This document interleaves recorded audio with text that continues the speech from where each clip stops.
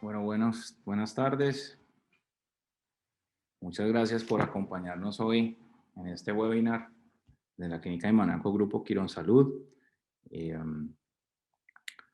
Como estrategia de la Dirección Científica del Instituto de Investigación, siempre estamos buscando la creación de espacios para mejorar, incrementar la producción de conocimiento, la apropiación de conocimiento. Y desde esta perspectiva, pues los saludamos. Mi nombre es Martín Cañón, yo soy el jefe del Instituto de Investigación de la Clínica de Manaco, y hoy nos acompaña la doctora Ana María Arbeláez. Ella es profesora asociada de pediatría y codirectora del programa de capacitación en investigación clínica interdisciplinaria pre y postdoctoral en Washington University, en St. Louis.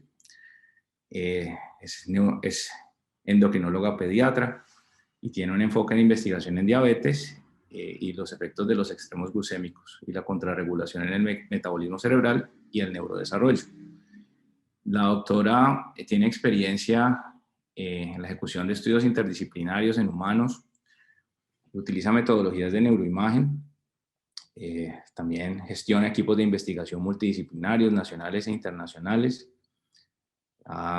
Sus estudios han estado financiados por fuentes federales y no federales que incluyen, entre otras, el NIH, la Fundación Robert Wood Johnson, la Fundación Bill y Melinda Gates.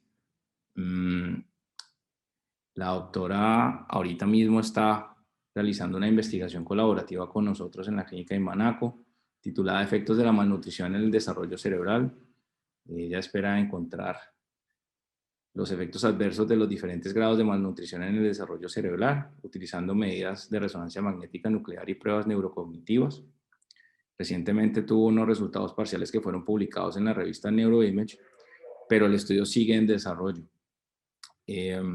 Ya a título como del instituto, el año pasado tuvimos esta charla de manera muy informal con los miembros del instituto, justo después de que empezara toda esta pandemia con el COVID-19. Y la verdad, pues en esa charla aprendimos muchísimo y con las enseñanzas y orientación de la doctora empezamos a hacer un trabajo con los epidemiólogos en términos de conseguir recursos y esas orientaciones, esos tips y esa experiencia que ella nos pudo transmitir nos ayudó a conseguir un par de grants de alrededor de, no sé, estamos como de $60,000, que pues para nosotros que estamos en un proceso de crecimiento es realmente muy importante.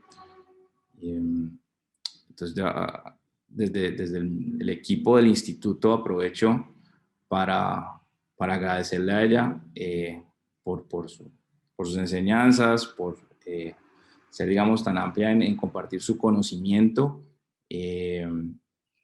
Y bueno, la tenemos entonces acá con nosotros para dictar esta charla titulada Estrategias para la búsqueda y consecución de fondos externos para investigación, que estoy muy seguro que les va a servir así como nos ha servido a nosotros como primer paso para empezar a construir esa capacidad de investigación que tanto anhelamos que crezca en Imanaco, que se consolide.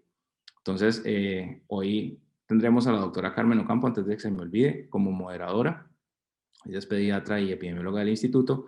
Y seguimos entonces con la doctora Arbeláez. Doctora, muchas gracias por estar con nosotros. La dejo entonces para que pueda continuar usted con su charla.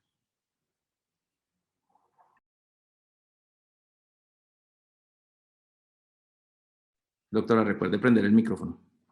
Sí. Podemos ver sus diapositivas. ¿Ya puedo ver la diapositiva? Ok, listo.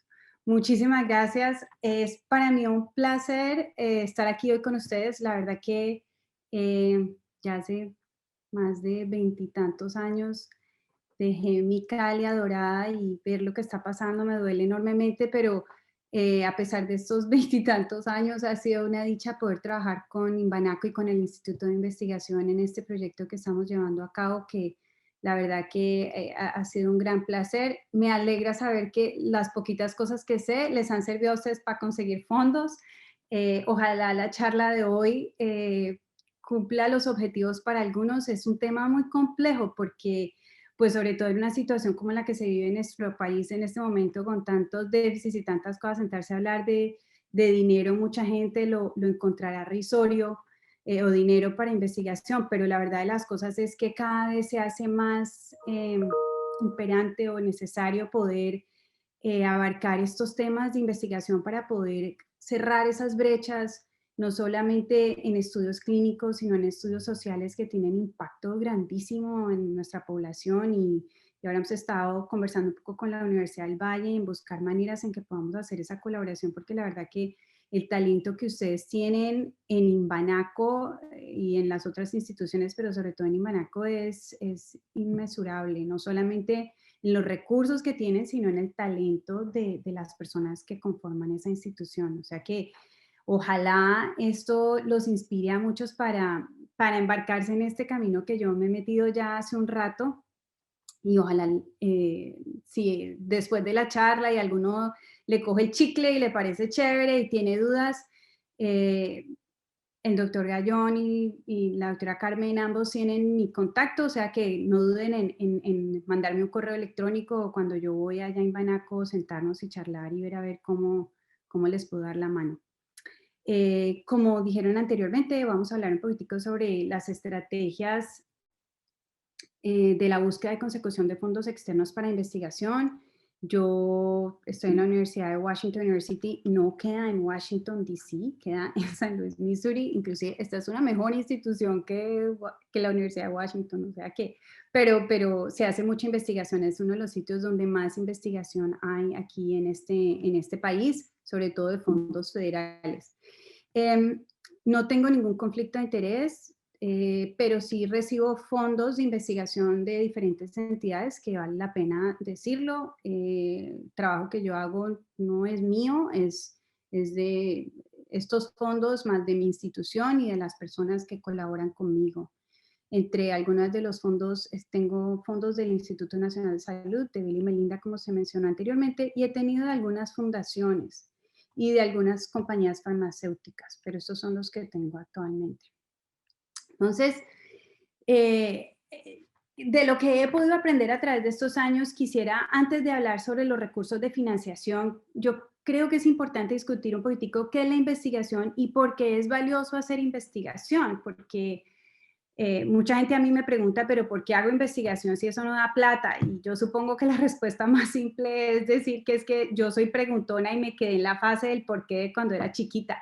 No, mentiras. Yo creo que realmente la verdad es que me di cuenta cuando llegué a este país, vine realmente con el interés de entrenarme clínicamente y volver a Colombia y tuve la gran oportunidad de empezar a hacer investigación muy tempranamente y me quedó gustando el chicle.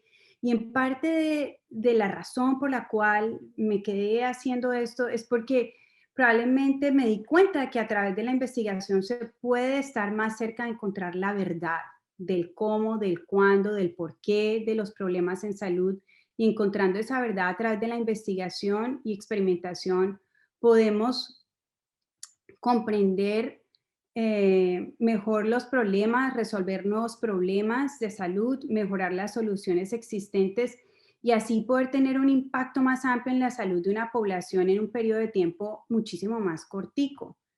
Yo realmente conozco muchísimos médicos allá en Imbanaco y en Colombia a los cuales admiro enormemente porque tienen la capacidad de atender grandes volúmenes de pacientes en un día y a través de su experiencia, dedicación, eficiencia, conocimiento, realmente mejoran la salud de esa población día a día. Pero sin embargo, sé que muchos se detienen y se cuestionan de sus mismas propias prácticas y los planes de tratamiento que tienen y quisieran poder buscar cómo mejorar o innovar en el campo de la salud dentro de su campo de acción, no solamente en cómo crear eficiencias dentro de sus manejos, sino de ¿Es acaso lo que estoy haciendo lo mejor que se puede hacer? Porque es que muchas veces lo que sale publicado en los journals aquí no es siempre aplicable a la realidad que ustedes viven allá en su práctica médica, y eso es fundamental.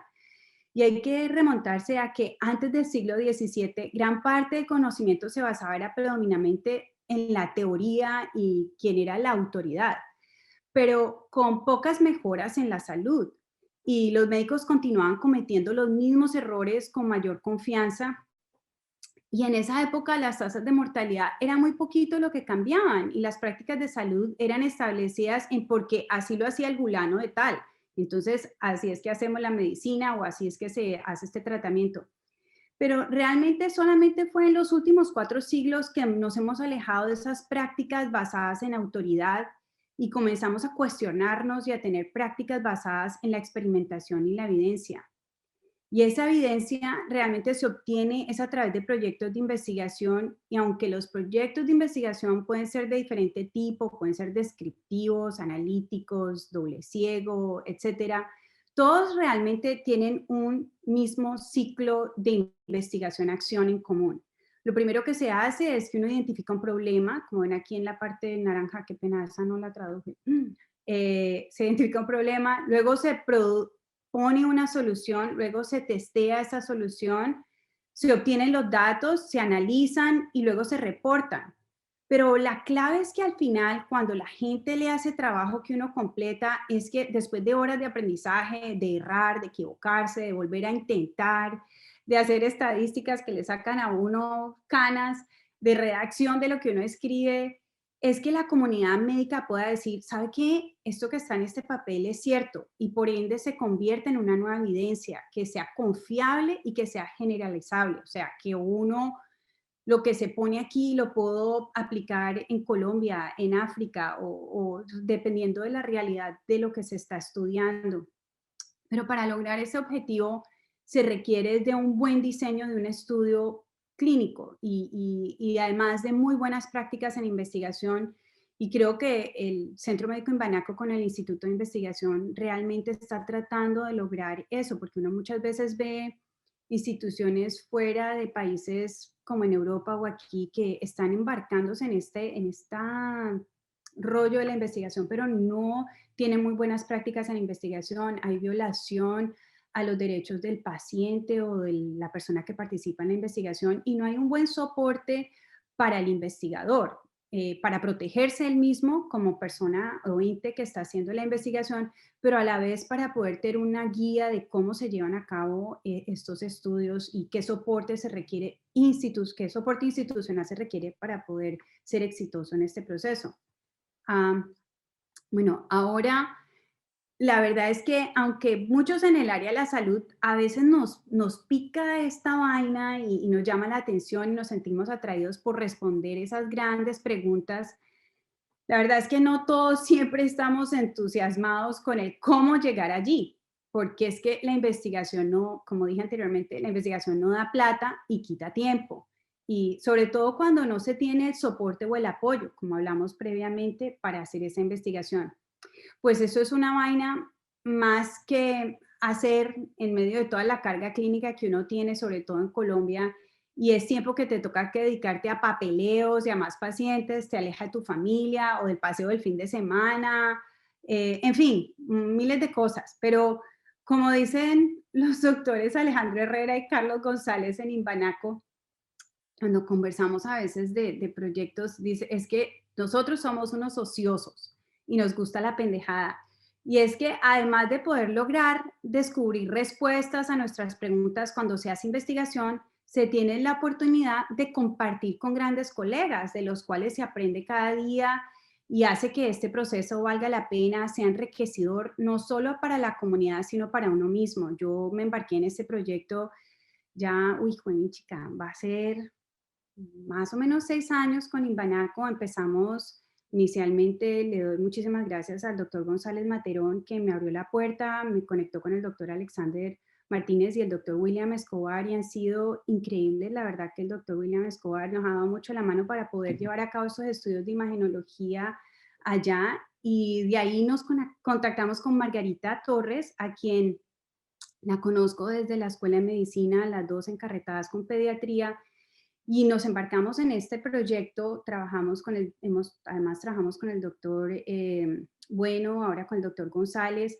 y ha sido, lo que yo he aprendido de ellos es innumerable, y cada día se hace muchísimo más rico poder llegar a contestar estas preguntas y estas inquietudes, y ojalá que los datos que se logren con este estudio puedan ayudar a cambiar las políticas de salud y de reemplazo nutricional en los niños desnutridos a nivel mundial.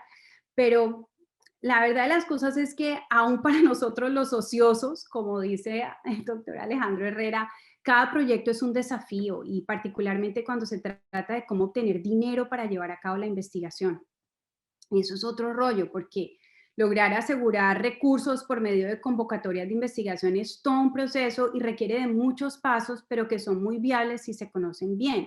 Cuando uno se embarca a aplicar a una convocatoria de investigación, una de las cosas más importantes es poder identificar una necesidad y un enfoque, y eso surge de lo que cada uno hace el día a día, y es su pasión y es lo que trabajan. Por ejemplo, la doctora Margarita Torres en la unidad de cuidado intensivo, sus cuestionamientos de cómo podemos mejorar estos chiquitos, el doctor Herrera con sus pacientes con epilepsia, cuáles son las mejores estrategias para estudiar estos niños con epilepsia refractaria. Bueno, ese enfoque personal es lo que lo lleva a uno a cuestionarse, a identificar esa necesidad que uno tiene que contestar, de que tiene uno que ir a suplir.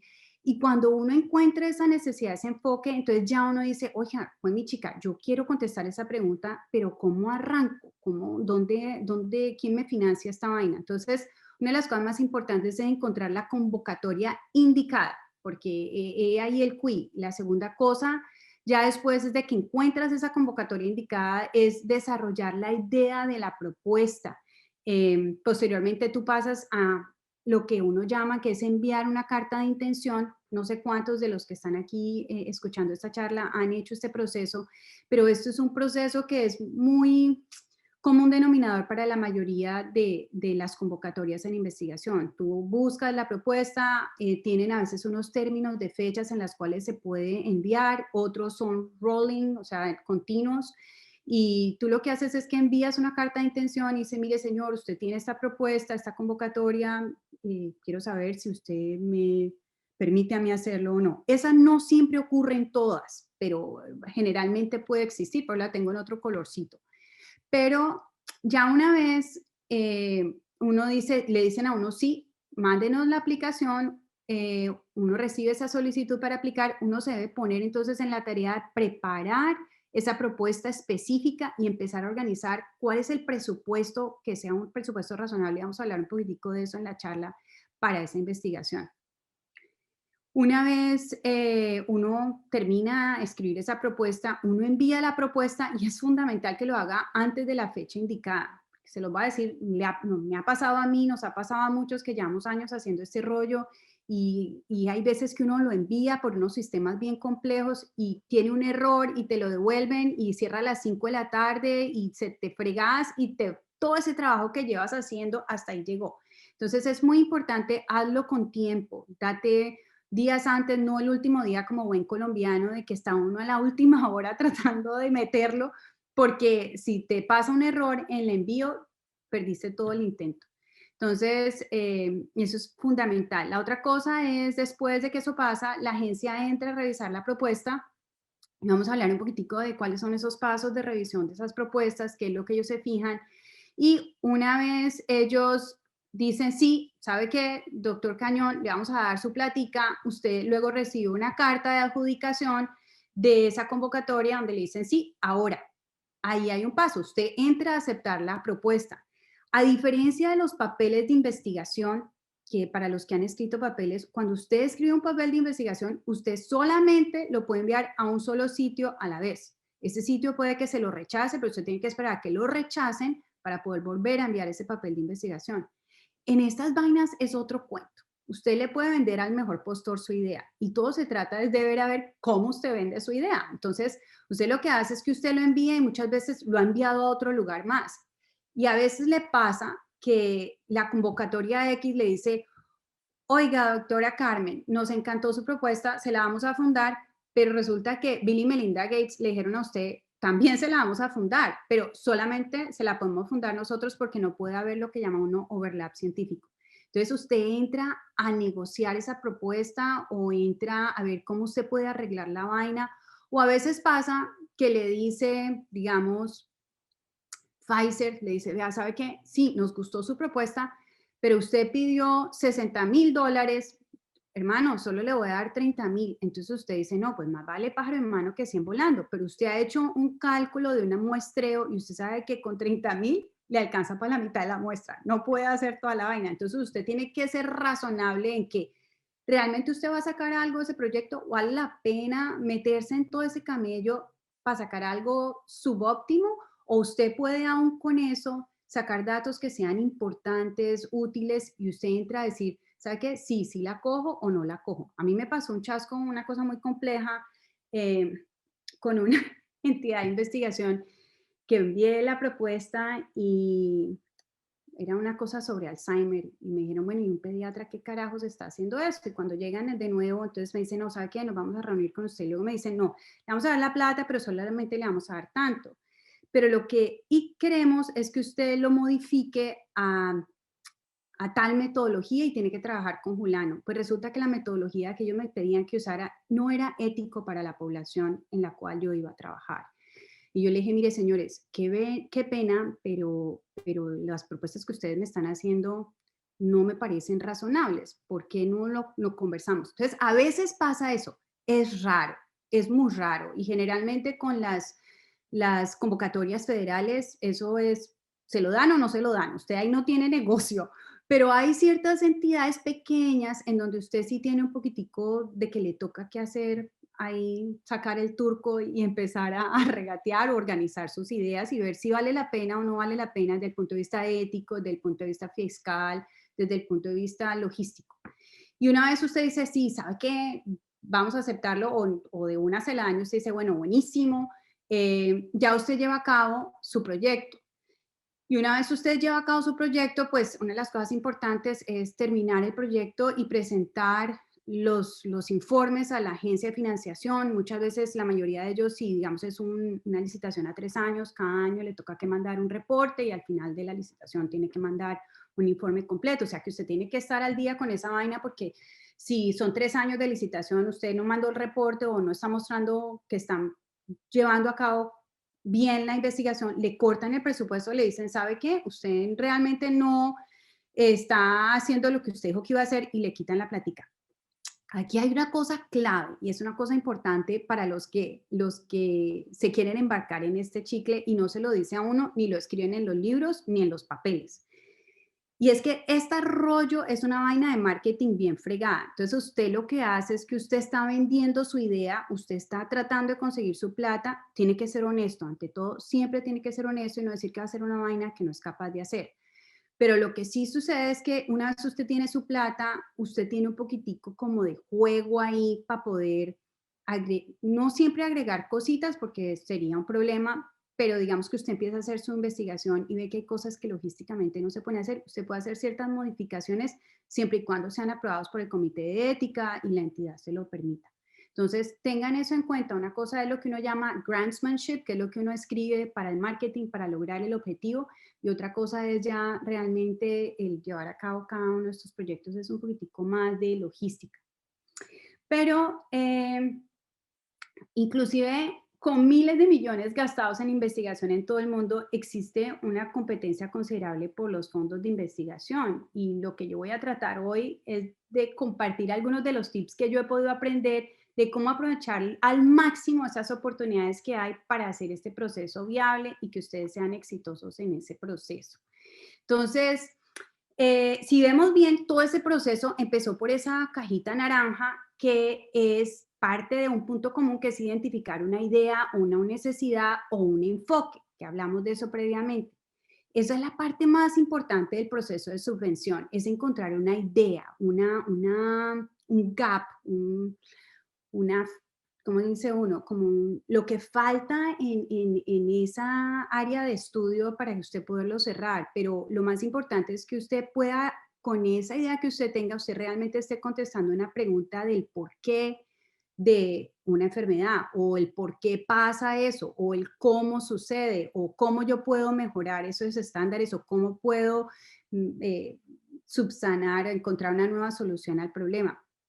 Pero lo más importante es que esa pregunta sea significante.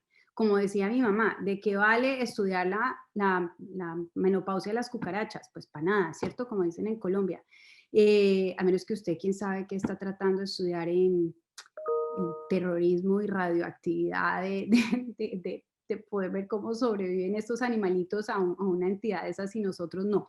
Pero es muy importante que esa sea una pregunta que valga la pena, que importe. ¿Por qué? Porque ahí es donde entra la clave de que si yo le doy esos $60,000 al doctor de la Torre que quiere estudiar, digamos, algo como el papá en oftalmología, o si yo se lo doy a alguien en este momento que quiere estudiar algo en COVID y la gente se está muriendo de esa enfermedad. Entonces, es muy importante el momento, la importancia, no que lo que el doctor de la Torre no quiera estudiar en oftalmología no sea relevante, pero es que sea significante la pregunta y que sea significante para la agencia que va a dar la subvención. Una de las cosas importantes además es asegurarse que usted tenga una idea que sea innovadora, porque es que si uno descubre que el agua moja, pues a nadie probablemente le interesa porque cuénteme otra que esa ya me la sé, ¿cierto?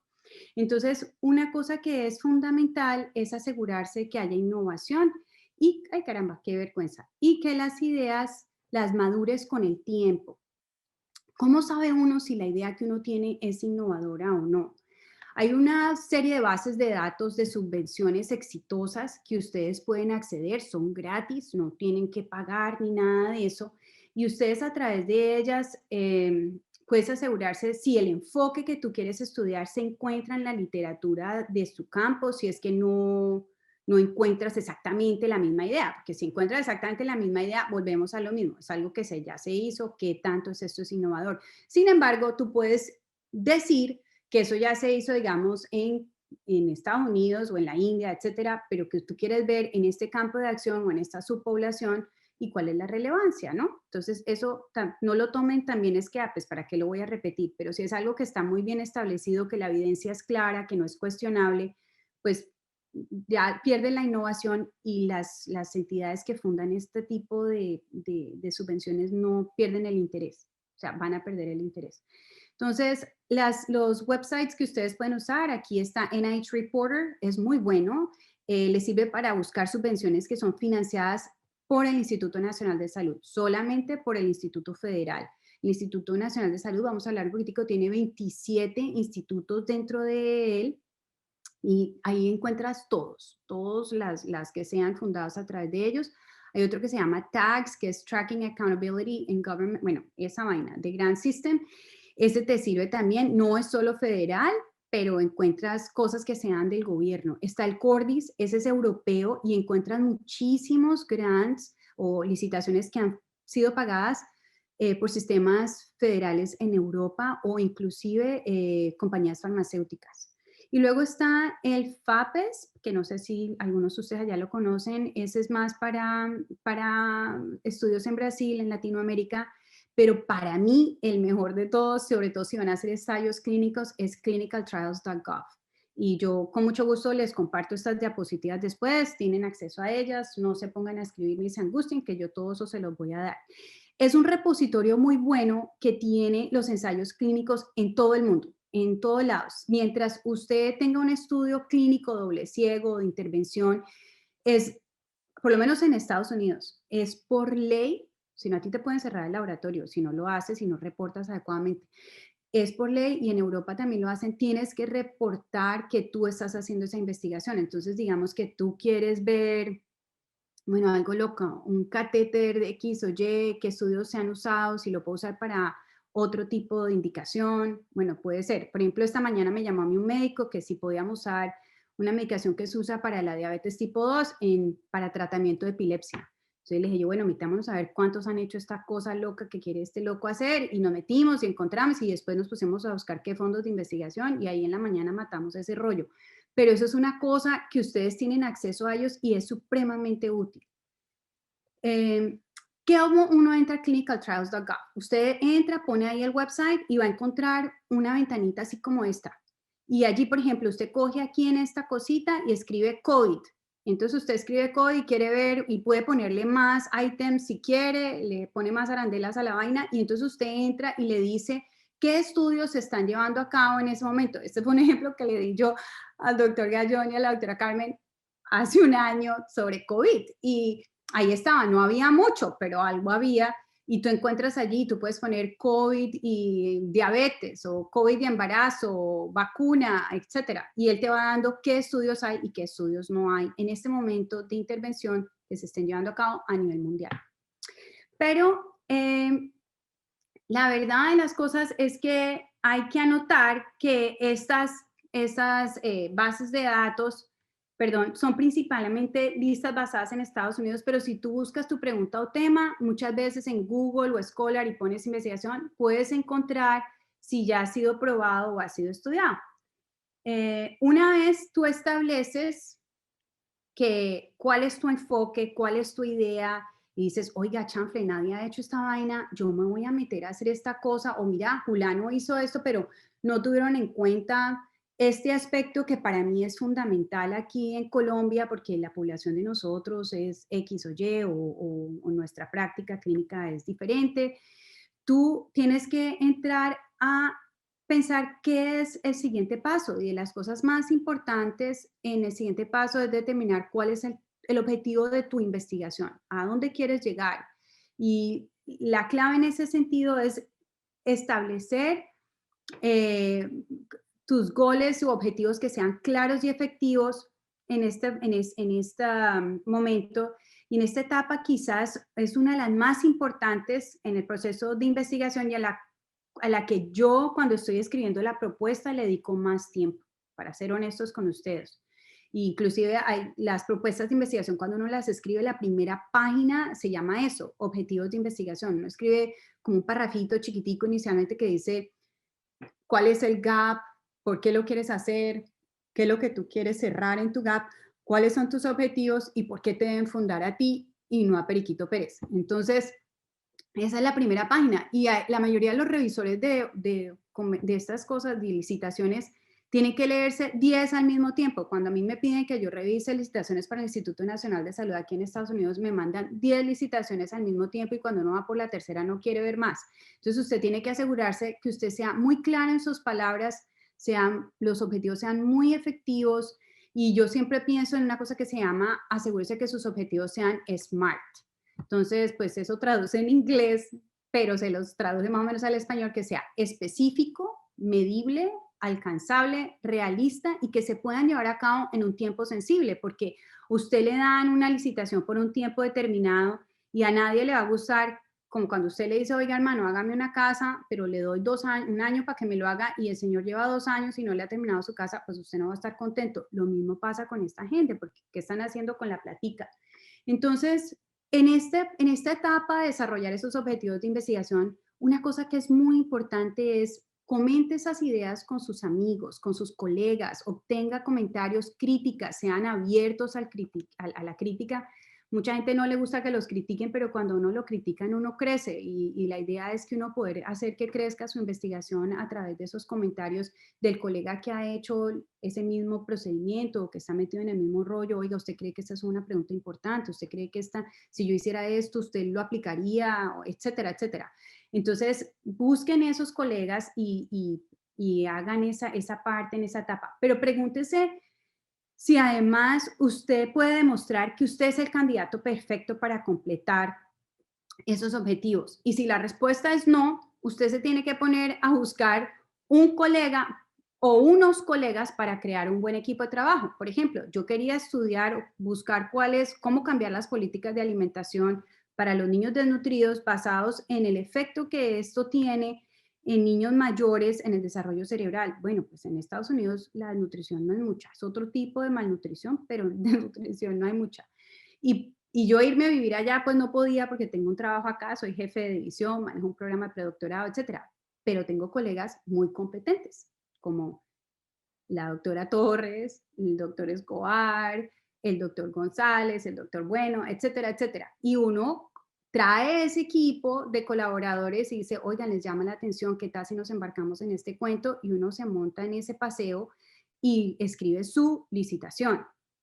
Pero antes de empezar a escribir, otra de las cosas fundamentales es usted tiene que conocer las reglas del juego. Es como irse a meter a jugar fútbol sabiendo que hay un bar y hay un árbitro y no sabe cómo jugarlo. Tiene que conocer esas reglas. Entonces, una de las cosas más importantes es conozca esas fuentes de financiamiento que hablamos previamente, es conozca cuál es la misión de esa fuente de financiamiento, porque ahí es donde usted trabaja el marketing. Pues si esa fuente de financiamiento, por ejemplo, nos pasó con, ahora que mandamos una nueva renovación a Bill y Melinda Gates y nos dicen, antes de que se divorciaran, nos dice, no, es que realmente solamente nos queremos enfocar en los niños en los primeros 1000 días. Entonces, pues resulta que el proyecto de nosotros es fuera de los 1000 días. Estamos estudiando niños entre los 7 y los 10 años de vida porque el pico del consumo de la glucosa es más o menos entre los 5 y los 10 años. Entonces, queríamos ver cuál es el impacto en nutrición. Entonces, quite esa propuesta y ahí no la puede meter porque tiene que irse a otro lado. Entonces, puse cuál es la misión de esa fuente de financiamiento. ¿Qué han financiado? No, allá lo mando, allá ni para qué voto el tiempo porque no voy a terminar en nada. ¿Y cuáles son las prioridades de financiación de estas entidades?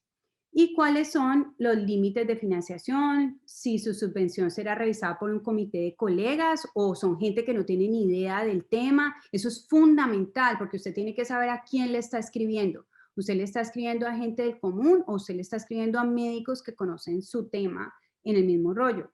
Y esas cosas son muy importantes para cuando ustedes van a empezar a hacer eso. Ahora, ¿qué buscan los revisores en casi todas las entidades? Es la misma vaina.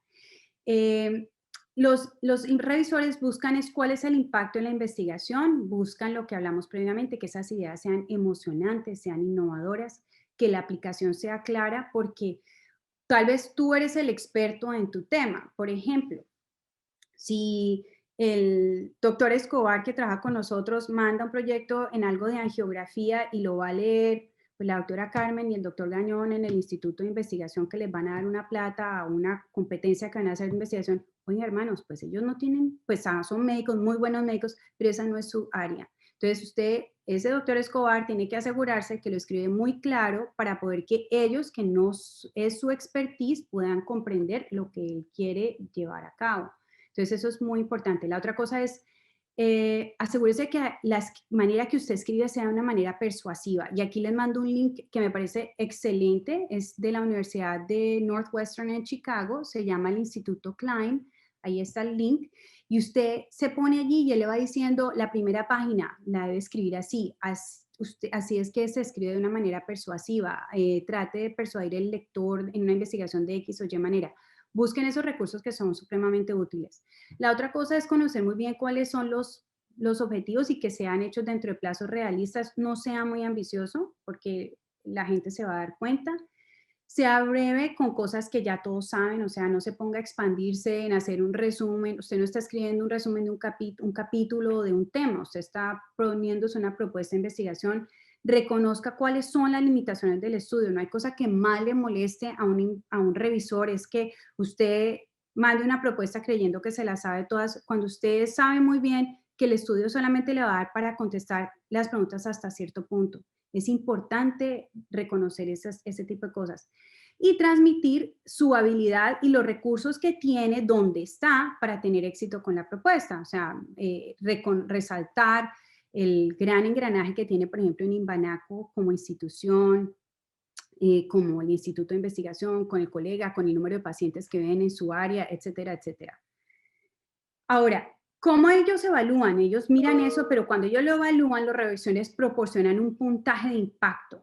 Ese puntaje de impacto es un puntaje general para reflejar la evaluación de la probabilidad de que el proyecto ejerza una influencia sostenida y poderosa en el campo de investigación que está llevándose a cabo. Esos criterios de investigación son la significancia, que hablamos ya de eso, o sea, la importancia del tema, que el investigador sea competente, idóneo al tema y sea capaz de llevarlo a cabo. Aún así, cuando usted nunca ha hecho un proyecto de investigación y es su primer proyecto, usted puede demostrar que usted es una persona idónea y capaz de hacerlo. la innovación del tema, lo hablamos ya, y que la metodología sea sólida. Ya les di un ejemplo de cuando a uno le dicen, oiga, haga esto, y usted dice, eso primero no es ético y segundo no va a contestar la pregunta. Entonces, asegúrese de eso porque los revisores lo van a saber. Y la otra cosa es lo del entorno científico, que fue lo que hablamos anteriormente, de decir que usted está en un lugar que tiene el soporte adecuado, la infraestructura apropiada para poder llevar a cabo esto. No es muy complejo, pero toma tiempo poner todos esos pedacitos de rompecabezas en una propuesta, y muchas veces las propuestas son de 12 páginas, a veces de 6, las de Bill y Melinda Gates, tienes que mandar una inicial de 2 páginas, ahora imagínate tú meter todo eso en 2 paginitas y competir con 8,000 personas, es un gallo, pero después ya te dan una ampliación a 6 páginas, depende de cada uno. Entonces, sé muy estratégico en qué es lo que vas a resaltar.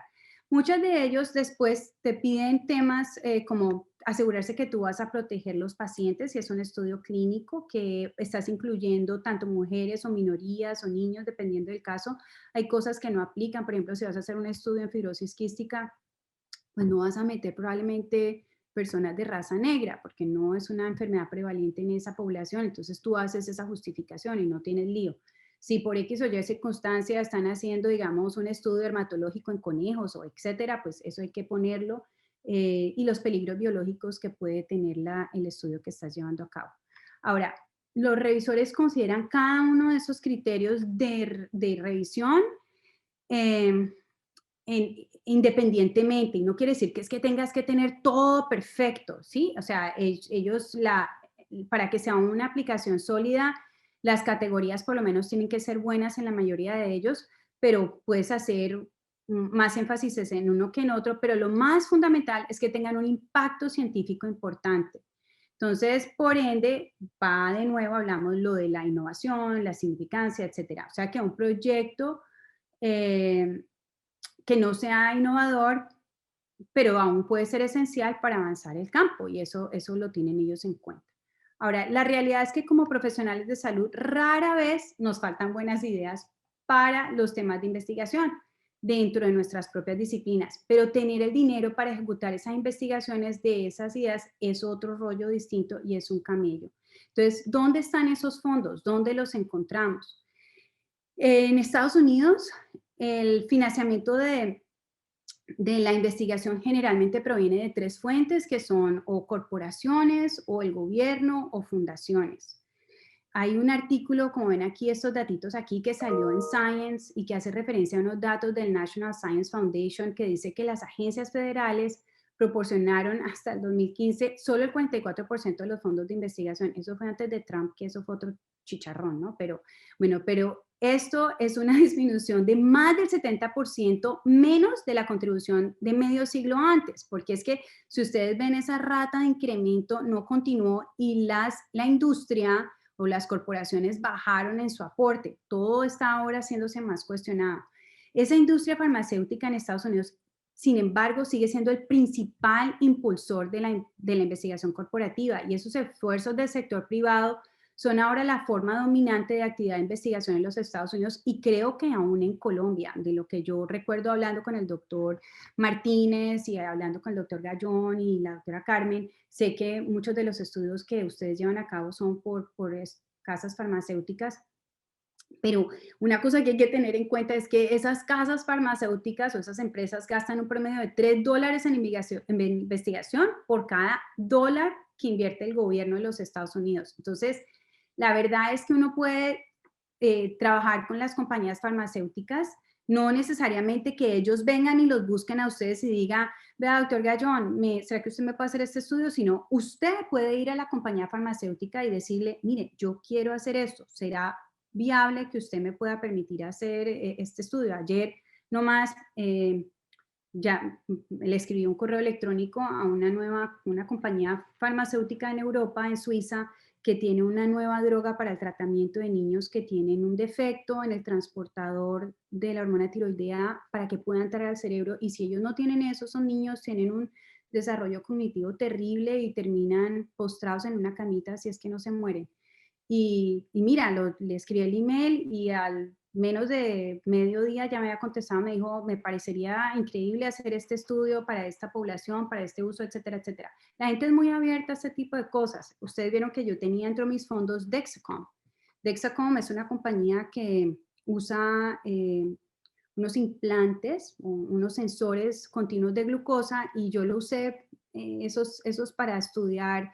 Estaba estudiando las arritmias en los pacientes con hipoglicemia, llamé a la compañía farmacéutica, le dije, mire, necesito estos sensores, esto cuesta un montón de plata, no me cabe en el presupuesto, ¿será que usted me los puede suplir? Me dijeron, no, nos parece supremamente interesante y así me facilitaron las cosas. O sea, que no tengan timidez en llamarlos, contactarlos y ver si de pronto les llama la atención el proyecto que usted quiere hacer. Ahora, ¿dónde puedes tú encontrar esas fuentes de financiamiento? Los fondos institucionales, aquí en Estados Unidos o en otros sitios, puedes entrar a estos websites que se llaman Internal Competitions, este es de nuestra institución, por ejemplo, y uno ahí encuentra que hay, no sé si en Inbanaco tengan, o Colciencias, etcétera, pero cada institución a veces tiene fondos que los dan. El gobierno federal tiene más de 20.000 millones de dólares en subvenciones cada año. El Departamento de Salud y Servicios Humanos de Estados Unidos proporciona esos. La gran mayoría son para ciudadanos americanos, pero ellos lo hacen para entidades extranjeras. Hay un instituto que se llama el Fogarty Institute de allá y casi toda esa plata va para fuentes externas, inclusive en infectología, creo que CIDOIN, creo que ha tenido fuentes del NIH, si no estoy mal, pero ustedes pueden acceder a fondos a través de federales a pesar de estar en Colombia. Colciencias, como lo saben, más o menos en el 2018 tenía 339.000 millones de pesos confinados a la investigación. Ay, Dios mío, qué pena. Y hay fundaciones, hay más de 10.000 millones de dólares al año para la investigación en universidades en Estados Unidos y muchas fundaciones comunitarias. Ustedes deberían, si tienen el interés, tratar de contactarlas. Y este es un directorio de diferentes fundaciones, se llama foundationcenter.org. Por ejemplo, si trabajan en diabetes, la Asociación Americana de Diabetes, el JDRF, si trabajan en cardiología, el American Heart. Bueno, depende del rollo, hay una fundación. Hasta para las cosas más raras que ustedes no se pueden imaginar, hay una fundación y muchos de ellos tienen plática. Por ejemplo, yo ahora me estoy metiendo a hacer un proyecto con niños con hiperinsulinismo y hay una fundación para esos niños con enfermedades raras y a veces le proporcionan a uno plática para hacer estudios. O sea que lo más importante es tocar la puerta. Las sociedades profesionales y asociaciones, como hablamos previamente, que son muy específicas, las corporaciones y la industria, hay caridades públicas que lo hacen y hay becas de emprendimiento. Quiero hablar un poquitico de esto porque es una cosa un poco loca, pero tiene muy buen dinero y una de las grandes diferencias es la manera que ellos manejan la plata que te pueden asignar. Y eso tú vas, te metes en crowdfunding.com y tú dices, si tú háganlo por el ejercicio nomás de locura a ver qué hay allí y encuentran que Julano quiere estudiar cómo mejorar el acceso de agua a tal sitio en el África y le dan miles de plata. Hay una amiga que conocí en estas ires y venires de la medicina acá, que es mexicana, una mujer muy pilosa, y estudia Kawasaki, que eso es una enfermedad muy rara realmente, y a través de crowdfunding lleva por lo menos como 8 años auspiciando toda su investigación. O sea que se puede conseguir. Lo que pasa es que quita tiempo, como hablamos previamente, pero se puede hacer. Hay otra cosa que se llama Global Giving, que son plataformas de recaudo de fondo en línea, que pueden accederla y mirarla, tiene cosas muy interesantes. Para uno poder a veces identificar fuentes, aparte de eso, puedes meterte a una cosa que se llama Community of Science, tú te registras, creas un perfil, casi que como un LinkedIn, y ellos te empiezan a mandar cuáles son las nuevas oportunidades de fondos que pueden existir. Y hay una cosa que se llama el NSF, que son los National Science Foundation, también te dan, pero este Community of Science es muy bueno. Tienen las oportunidades de fondos, tienen perfiles de personas con las cuales tú puedes colaborar. Entonces, digamos que tú quieres estudiar, yo que sé, Alzheimer, porque lo están viendo muy prevalente en la ciudad de Cali, entonces tú buscas ahí quiénes hay allí y puedes tocar la puerta y decir, mire, ¿será que a usted le llama la atención estudiarlo en esta población o los niños obesos, etcétera? Entonces, exploren esas opciones porque son muy buenas.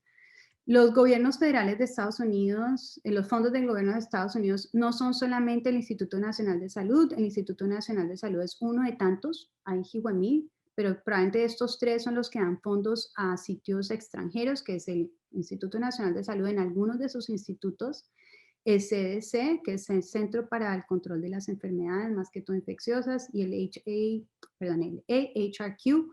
Esta es una entidad federal que principalmente proporciona fondos para mejorar la calidad de salud, estudios que estudien efectividad, seguridad en salud, buenas prácticas clínicas, este tipo de cosas, y ellos tienen un gran interés en fundar ese tipo de proyectos. ¿Cómo aplicas tú a los fondos del gobierno federal? Es la misma premisa que comenté anteriormente, pero estos sitios web que acabo de poner allí te pueden dar unas pautas de cómo hacerlo.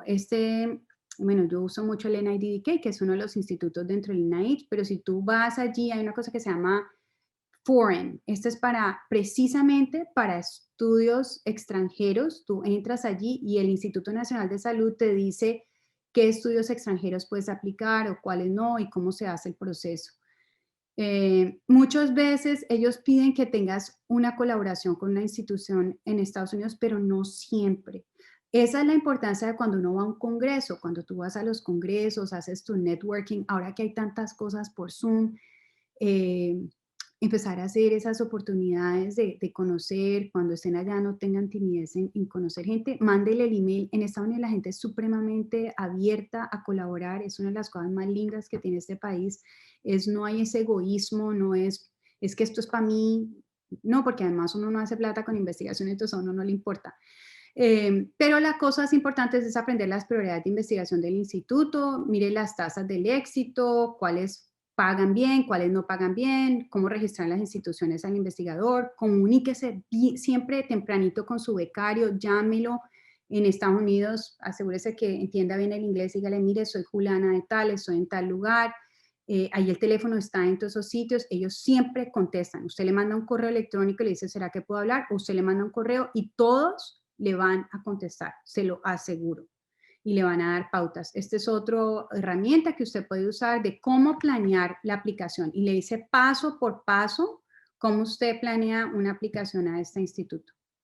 Una de las cosas importantes que a veces olvidamos es la parte de los investigadores, y lo tocamos un poquitico, y es asegurarse que el investigador sea idóneo al tema, y si no, pues que tenga los colaboradores, porque eso lo van a juzgar duramente, es asegurarse que esa persona esté capacitada para llevar a cabo el proyecto. Si yo, por ejemplo, ahora me pongo a hacer un estudio en oftalmología, pues se totean de la risa de mí porque en mi vida lo he hecho, pero entonces mire que lo tenga alguien que tenga la pericia y el bagaje para hacerlo. Si los investigadores están en etapa temprano o los nuevos investigadores están en las etapas iniciales de carreras independientes, ellos van a mirar, tiene la experiencia, la capacitación, tiene el soporte, tiene un coinvestigador, la institución es fuerte. Todos tenemos que empezar por algún lado y ellos lo saben y están ahí para apoyarlos. Si ya se estableció, muestre que usted ha estado publicando de una manera continua, porque si usted le dan plata y no publica, pues no le van a seguir dando platica. Si el proyecto es colaborativo o tiene múltiples investigadores principales, es importante que muestre que hay una experiencia complementaria y que es cómo la va a integrar, ¿sí? Que no es que el uno entonces se va a querer una cosa y el otro, sino que ustedes muestran que tienen reuniones, cada cuánto se van a reunir, van a discutir esas cosas hay que discutirles. Ahora, su enfoque de liderazgo, gobernanza, estructura organizativa, son apropiados para el proyecto. Eso se lo piden sobre todo cuando usted va a ser múltiples investigadores principales. Y la otra fue lo que hablamos un poco del entorno científico en el que se realizará el trabajo. Eh, Llamen al doctor Gallón, llamen a la doctora Carmen, son personas con la experiencia, conocen qué hay y qué no hay en Imbanaco, qué se puede hacer, qué no se puede hacer. Llame al comité de ética, antes estaba la doctora Riani, sé que habrán cambiado un poquito las personas que están en la parte que manejan el comité, pero ellos también les pueden dar advice, consejo en cómo hacer, seguir la pauta para tener éxito en su aplicación. Y mire, las poblaciones temáticas o los acuerdos de la colaboración. Si usted lo va a hacer con una compañía farmacéutica, una de las cosas importantes es asegúrese que no lo van a clavar, ¿sí? Y que usted realmente pueda deliberar lo que está diciendo.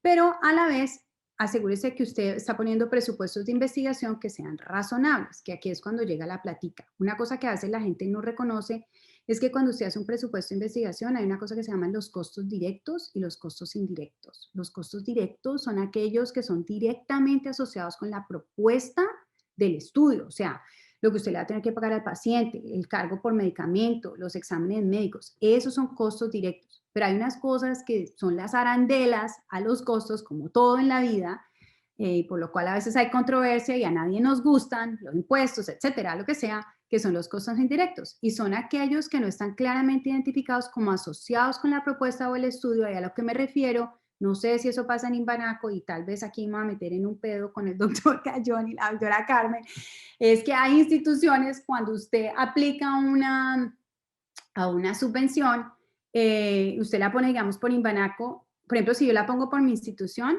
yo pido $1.000.000. Pues resulta que Washington University me quita a mí el 59% de la platica, ¿ok? Y esa platica se la mete el decano y la universidad a su bolsillo y el resto, vea usted a ver cómo hace la investigación. Entonces usted tiene que tener esas vainas muy en cuenta, porque cuando usted va a hacer su presupuesto, usted tiene que tener en cuenta cuánto le va a costar los indirectos, para que después usted se quede corto de plata y no tenga cómo hacer el proyecto. Entonces tenga esas vainas muy en cuenta. Ahora, si está permitido, los costos indirectos solo serán porcentaje total de la subvención o un porcentaje negociable además del monto de la subvención. Eso pasa generalmente en fundaciones, ¿sí? Por ejemplo, JDRF, que es una fundación que es para el descubrimiento en la diabetes y la cura de la diabetes, ellos le dicen a uno, yo no le quito 59, yo le quito un 10%. Hay sitios donde usted puede negociar, ahí es donde es la que hablábamos de negociar la subvención. Usted puede, a veces le dan chance de entrar a negociar un poquitico eso, no siempre, porque eso está a veces estipulado.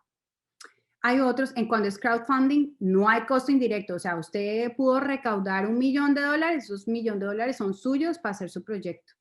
Ahora, a usted le van a pedir, después que usted muestre el reporte de que usted se gastó esa plata como era, no que se la estaba echando al bolsillo o se la está robando. Nos pasó a nosotros cuando llegamos allá a Cali, estamos buscando gente que nos refiriera pacientes al estudio y no faltaba el que nos decía, vea doctora, pero ¿y cuánto me va a pasar por cada paciente que le mande? Pues eso no está en el presupuesto, o sea, es que esto no es política, son investigaciones, estamos tratando de cosas, pero tienen que tener esas vainas en cuenta cuando ustedes se embarcan a hacer estos proyectos.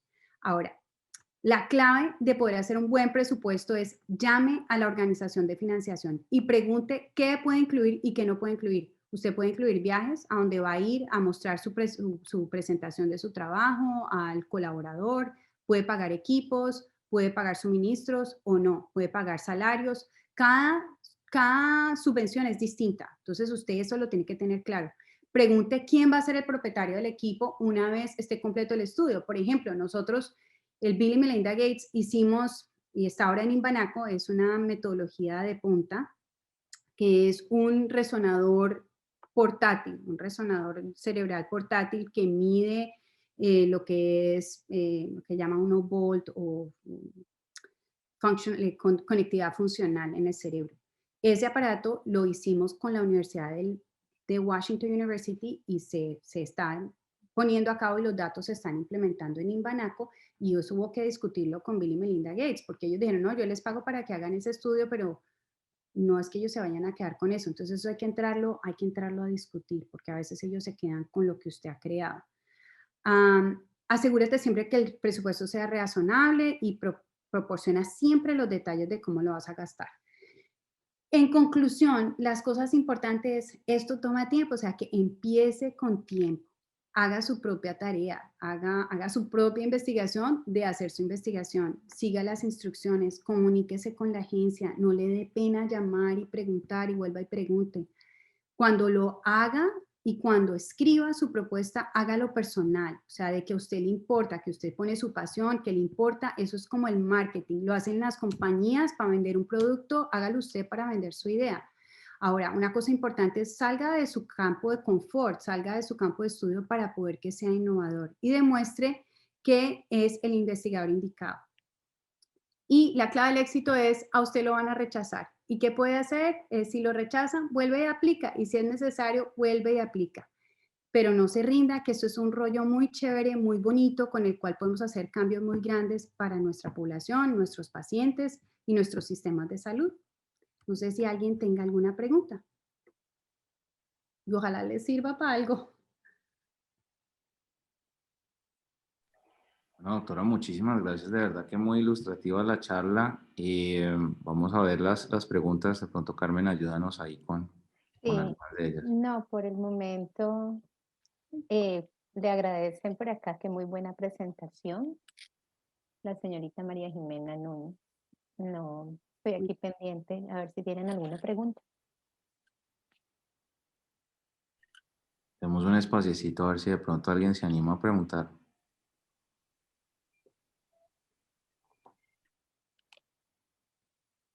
Yo sé que la doctora Núñez hace bastante investigación en oftalmología, o sea que es como hablarle a un experto sabe ella más que yo de cómo llevar esto a cabo allá en Colombia, porque sé que lo hace y lo hace muy bien.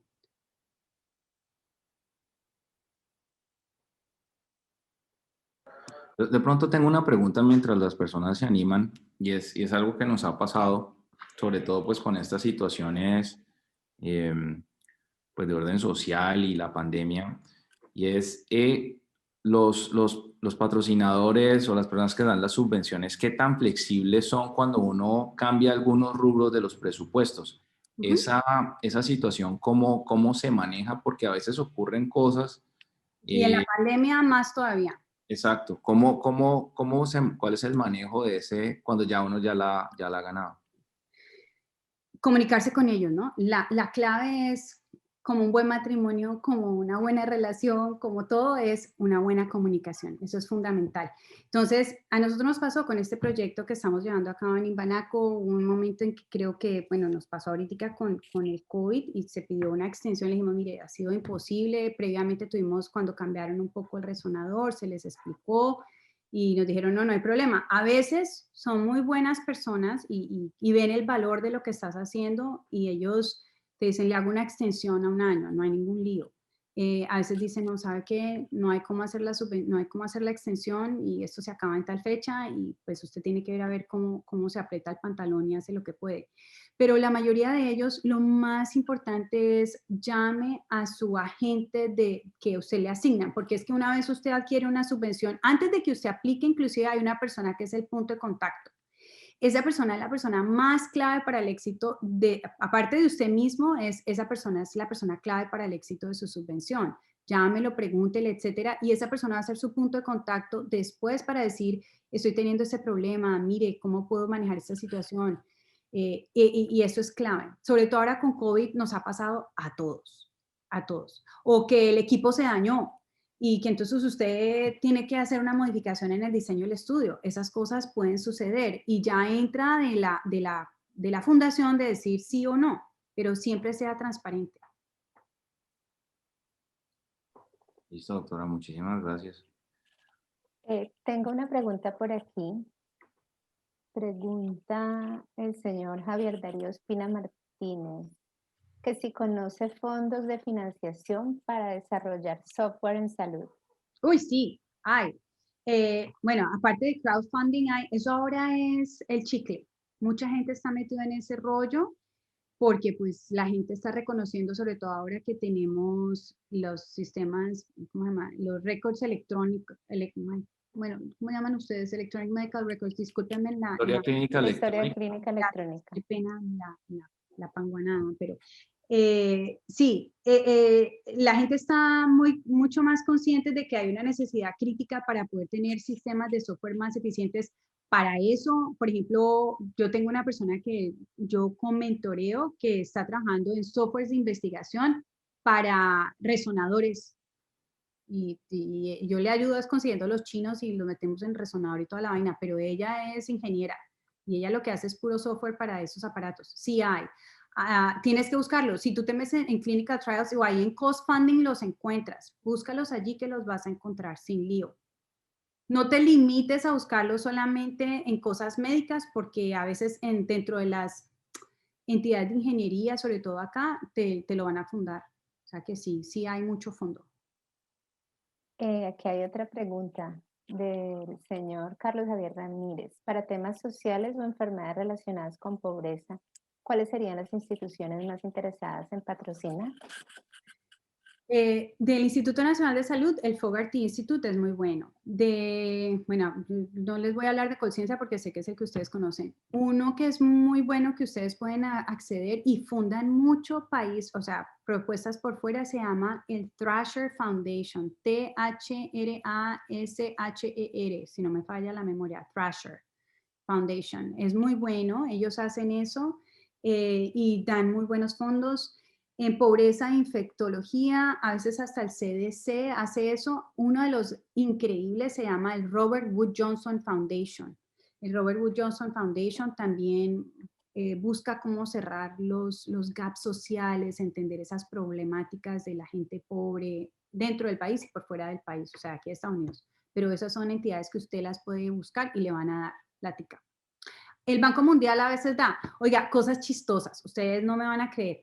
¿Ustedes han oído de L'Oreal? Productos para belleza de mujer. Yo no apliqué, pero sé que hay mujeres que están en investigación porque una de las cosas que suceden es que los hombres a veces son más aventados a meterse en este cuento y pocas mujeres a veces pues porque tenemos niños en casa, etcétera, etcétera, etcétera, no nos metemos tanto en este rollo, por eso me le quito el sombrero a la doctora Núñez que sé que lo hace allá y lo hace muy bien. Esas compañías de productos de belleza quieren fomentar la investigación hecha por mujeres. Es una cosa loca, pero ustedes se meten y encuentran en el tema que usted quiera, de pobreza, de software, de lo que sea, pero como es mujer y está haciendo investigación, le dan la plática. O sea que sea creativo, no sea tímido en buscar en diferentes fuentes. Pero Thrasher y Robert Wood Johnson son excelentes para ese tipo de temas, y el Fogarty. Y más que cualquier otro, perdón, se me olvidó. Tranquila. Colmo mío, porque yo tengo un grande ahí, Bill y Melinda Gates. Ya. Bill y Melinda Gates tienen distintos mecanismos. Ellos tienen, el que yo tengo se llama el Grand Challenge, pero ellos en todo lo que es cuestión de pobreza probablemente es el mejor fondo para cosas en pobreza. Ellos en Colombia fundan la librería del burro. ¿Ustedes han oído hablar de eso? Las librerías rurales, eso está fundado por ellos. Incluso ellos cuando estuvo la crisis del Zika, nos llamaron a nosotros porque teníamos la infraestructura en Imbanaco a ver si les hacíamos un estudio en Zika allá.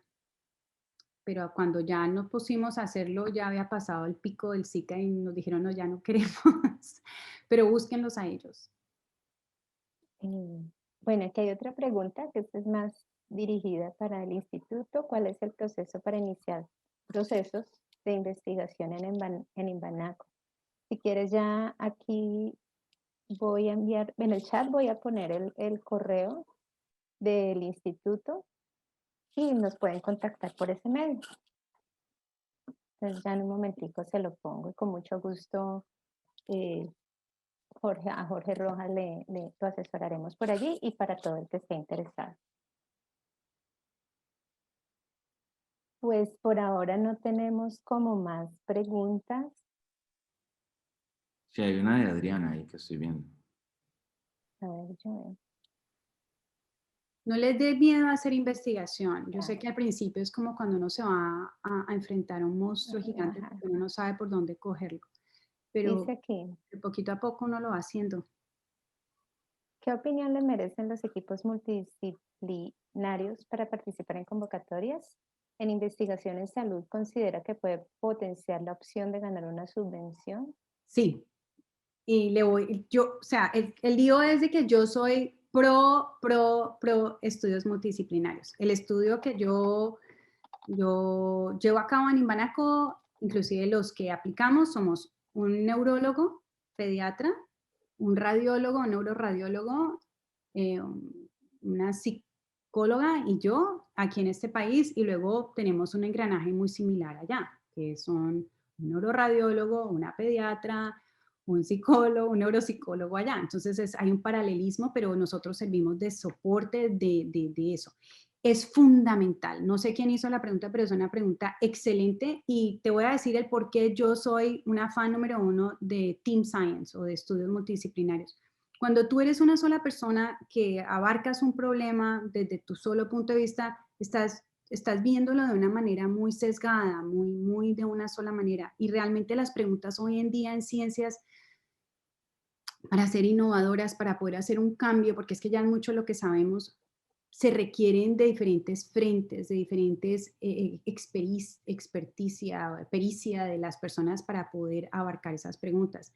Y uno no tiene que sabérselas todas. Yo no me las sé todas, yo sé lo que sé y lo que no sé, y lo que no sé, menos mal tengo buenos amigos, por eso es que a veces dicen que lo importante no es hacer las mejores empanadas, sino saber quién las hace o tener la mejor receta. Entonces, es fundamental. La mayoría de las instituciones, de las fundaciones, valoran enormemente las aplicaciones multidisciplinarias. Les gusta, les encantan, inclusive yo creo que generalmente ganan extra puntos. Lo que a veces es complicado es cuando usted hace un copy-eye, o sea, un múltiple investigador principal. ¿Por qué? Porque viene el último temita que yo estaba tocando y que lo toqué muy por encima, es la parte de gobernancia y resolución de conflicto. ¿Por qué? Porque no falta, en nuestro gremio hay gente que tiene egos muy grandes a veces, por decirlo sin ofender a nadie, y que quieren sentirse que es que esto es mío y es solo mío y no comparto, y realmente la ciencia no es de uno, es de la comunidad, ¿cierto? O sea que uno está haciendo estas cosas es por la comunidad y es importante que uno pueda plantearse y saber que si usted tiene un conflicto con ese co-investigador lo pueda resolver. Pero la complementación de la coinvestigación o del coinvestigador es fundamental para el éxito de estas propuestas. Pero usted tiene que dejarlo muy claro cuando aplica. Y hay subvenciones que no permiten coinvestigadores principales. Entonces usted dice, bueno, Carmen, ¿vas vos o voy yo? ¿Cuál se ve mejor en el papel?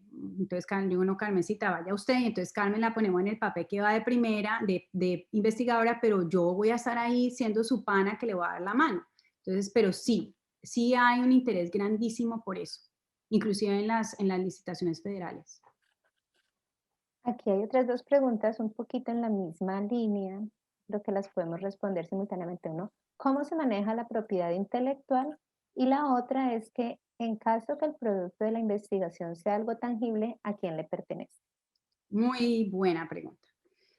La propiedad intelectual, de las cosas más importantes, sobre todo pegándole un poquitico a la pregunta previa de estudios multidisciplinarios y de Team Science, lo más importante es dejar esas cosas claras desde un principio. Porque cuando usted va a terminar su proyecto es, bueno, ¿y quién va de primero y de último autor? Sí, el último autor generalmente es como el jefe del estudio del proyecto y el primero pues es el que se la está guerreando. Pero muchas veces estos proyectos de un solo proyecto salen múltiples papeles y uno tiene que ser justo en que yo no tengo por qué ser siempre la última autora y ganarme todo el crédito porque realmente es un esfuerzo de todos. Entonces, esas cosas desde un principio, cuando usted se va a embarcar en eso es, oiga Carmen, bueno, vamos en esto, usted va de primera y el primer papel que es sobre este tema, usted va de última autora y el segundo, Carmencita, en ese voy yo. Mejor colorado un ratico y no toda la vida. O sea que esas cosas son fundamentales. ¿Quién es el autor intelectual? Aparte de la autoría de último autor, primer autor, como le digo yo, eso lo definen ustedes. ¿Quién es el dueño de esa ciencia? La verdad de las cosas es que depende de, si es una compañía farmacéutica, usted tiene que leer el contrato. Y ahí es donde usted la clavan las compañías farmacéuticas, porque si usted la llama a la compañía farmacéutica para que usted les haga el estudio, pues eso el dueño es la compañía farmacéutica, eso no tiene duda. Pero si usted es una idea suya, que usted quiere ver si una droga de diabetes, como esta idea de esta mañana, esta droga de diabetes sirve para convulsiones, pues esa idea no es de la compañía farmacéutica, es suya. Pero entonces cuando usted va a firmar ese contrato con la compañía farmacéutica, usted tiene que leerse la letra menuda y asegurarse de que esos datos no le pertenezcan a la compañía farmacéutica. Porque una de las cosas graves que pasa allí a veces es que usted encuentra en un dato de que esa vaina no sirve. Entonces la compañía farmacéutica dice, mire, qué pena, pero en esta letrica decía que esto es mío porque yo le proporcioné la medicación y usted no puede escribir eso y usted va a escribir va a presentar los datos de X o Y manera. Usted ante todo tiene que ser ético, tiene que ser correcto. Entonces, mire muy bien, cuando usted está haciendo esos contratos con esas compañías farmacéuticas, quién es el autor, quién es el dueño de eso. Igual en las subvenciones, como lo que hablamos, nosotros nos pasó con Bill y Melinda Gates que se querían quedar con el equipo y eso se habló, dijo, no, no, no, o sea, usted se queda con los datos, pero no se queda con el equipo. Eso sí nos pusieron una cosa charra, eso es off note, pero nos hicieron poner en el contrato con Inbanaco cuando empezamos a hacer allá y conseguimos a fondo de que nada iba a ser usado para terrorismo ni para cosas políticas, etcétera, etcétera, ¿no? Pero ellos te van poniendo estipulaciones, o sea que tú léelas y ponlo mucho cuidado. ¿Y quiénes son los dueños? Por ejemplo, en mi institución, si yo soy parte de una institución académica, aunque yo haya hecho todos estos estudios, ahora tengo un app que estamos usando en los celulares, hablando de software, una app para mejorar el manejo de los pacientes diabéticos y lo desarrollamos con unos manes ahí en investigación de ingeniería muy pilosos. La universidad se queda con todo. O sea, si yo me voy de aquí, los datos y esas vainas le pertenecen a la universidad. Entonces, cada institución es diferente. Entonces, pues yo no le puedo dar la respuesta facilita, eso es suyo, porque todo depende. Todo depende de cómo hizo el contrato, todo depende de la institución para la que usted trabaja.